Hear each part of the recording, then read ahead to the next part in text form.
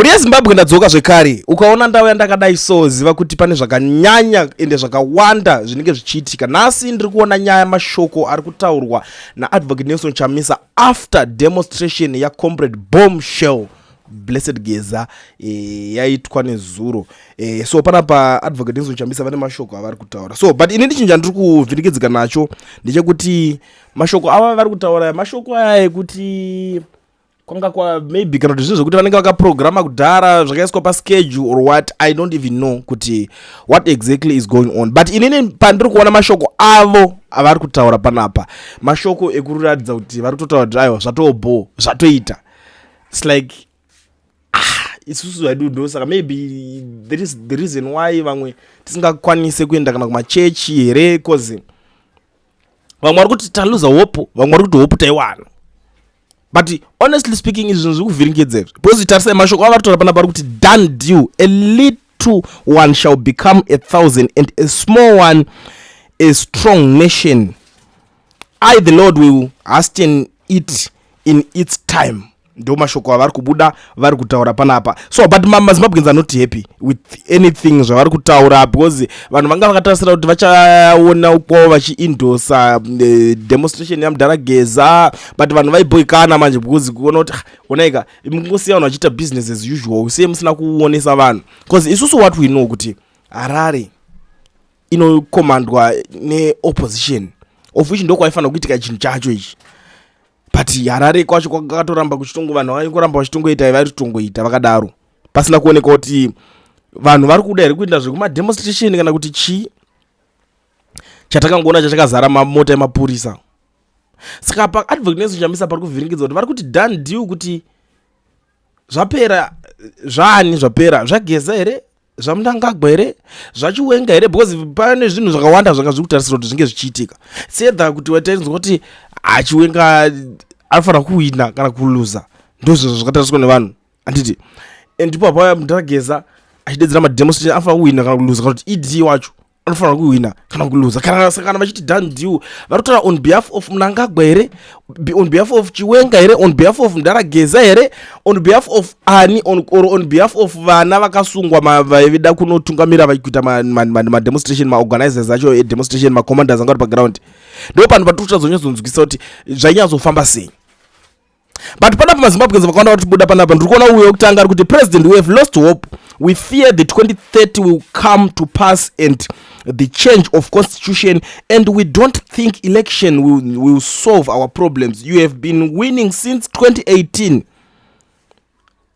Chamisa ndo pari kupindura ri kuti aiwa the good news is that hope will never lose you. Ndo mashoko vari kubuda vari kutaura. What president, what is the way forward panapa? Support Geza revolution so that now ya 2030 imire. Remember so aiponda vatendi asi akashandiswa naJesu kuparidzira vatendi ivavo vaimboshungurudza. Zvikanzi aiwa 2030 forget nguva ndeyaMwari pari kungoshanda rekwaMwari panapa. Vari kurimandawo zvakasiyana siyana vanhu vari kukomenda zvinhu zvine zvakutaurwa zvakawanda. Inangu I'm not here kuti ndinge ndichinoonera zvimwe zvine zvitaura vanhu vanenge vachioposa zvinhu zvese izvo but NC you need to learn very fast the art and importance of working with others.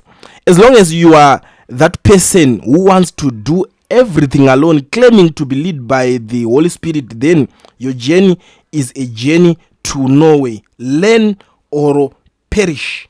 2013, Zuma advised MDC not to enter into elections without electoral reforms. Then, organizing secretary told Tsvangirai that he saw in a vision MDC winning the election with or without reforms, and that campaigning is not even necessary because victory is assured, meaning God is in it. Vamwe vari kuriminda zvinhu zvakaitika kumashure kuti paya makamborasa vatsvangirai chaivo mukavati ngatipinde taona pavision muchiwina pasarudzo. Inangu I don't know what to say now because zvinhu zvese zvacho zvakungoitika very fast. with people the likes of Anata Gray, Vatongomo Central Committee is going to be the president of Zimbabwe, whether you like it or not. It's going to happen. With vanhu vakawanda zvese zvaitaura zvemadhosiya zvanani ana VP Chiwenga nezvimwe zvinhu hatisi kuziva. We don't even know now kuti what is the way forward for VP Chiwenga, what is the next move, the next step, because ndakanzwa achitotaura kuti ziyamba akatopuwa task kuti aende anoinvestigata nyaya dzekuti haasi kuda kuita coup here. Saka I don't even know. On the issue of demonstration myself, ndakazvitaura ndakati inini what I need and what I know, kana masoja asina kubuda kuti vanhu uyaya kuna ari kuningina vachitotaura vega kuti tiri kukuchengetedzai, uyai titange zvinhu, handifungi kuti vanhu vachabvuma kuenda kunomira. Why ndiri kudaro? Because vanhu vane kamwe kakuchikidzirwa kavakatoita kudhara. Vanhu vane fiye yakapinda mubonzo kudhara hazisiri zvinhu zvokuti tichaswera tichiudzana zvinhu zvekunyamba. Ini zvangu inini ndakanakira kuti handigone kutaura ndichitenderera kudai, so even chero uri pakuti uda unzwa kuti vanhu vari kuti nditotaura straight kudai, because zvinovhiringidza. Nhasi ndikabuda nchiti this thing was a success, chabuda ichi, mangwana munozonditi iwe naye unoziva chinhu chabuda ireyo. So inini ndinongovengerwa kutaura zvinhu sezvazvingori. But on this one ndiri kutadza kunzwisisa. I'm confused. Hakuna zoramba wangotsvaga kana nokufonderana nemunhu uchibvunza kuti kwapa muri kuti unotanga wakutonetsa. But inini apa ndiri kuvhiringidzika. Ameno maybe Demostations Chamisa vanofanira kutwita futi again, tonzwisisa kuti vari kumboedza kuti kudii apa. Vari kuti a done deal kunani? Done deal kuna ED here? Ndo pane mubvunzo yedu panapo kuti vari kuti it's a done deal. What done deal kuti ma-activists vaingada kuleader protest vasungwa here?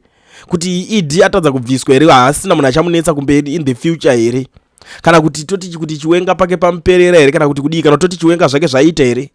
Toti kudii? Toti Geza is done deal kuti yava effective here zvinhu zvese zvakadedzera zvemademonstration?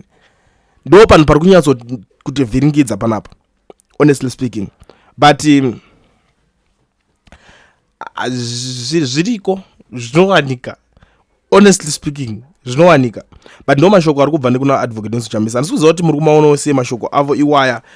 Munokwanisa kundiudzawo mucomment section mangu. But ndisati ndabva panapa sati ndaenda koza sidonyo tambisa nguwa pasina chekumirira apa. Kuna vanhu vanoda kuregisterwa makambani nekuvhurwa ma-FNB business account vasina ma-work permit kana ma-study permit. Batai company inonzi Education Research yana mukoma Owen iyo ine namba dzandaisa pa screen up. Taurai navo vakuitirei vakuregisterei. Uri kwauriko kwaunide kufamba uchienda kwavari. No work permit, no problem. Education Research is the solution. Namba ndasiya pa flyer apo. Torai namba mutaure navo vakubatsirei. Musatyire kure ba, hazvidhure ba, zviri affordable. Ivo vacho vatori reliable. Havasi munhu kuti ukaitira zvinhu zvako unozotanga uchema mangwana uchiti zvakazodai kwete. Vanokuita zvinhu zvavo zviri straight because ivo i-registered company. That's why vane capacity yekukuregistera imakambani enyu novokuvhurira ma-FNB business account. As long as ungori nepassport iri valid chete, ndati garai matora namba mutaure namukoma Owen.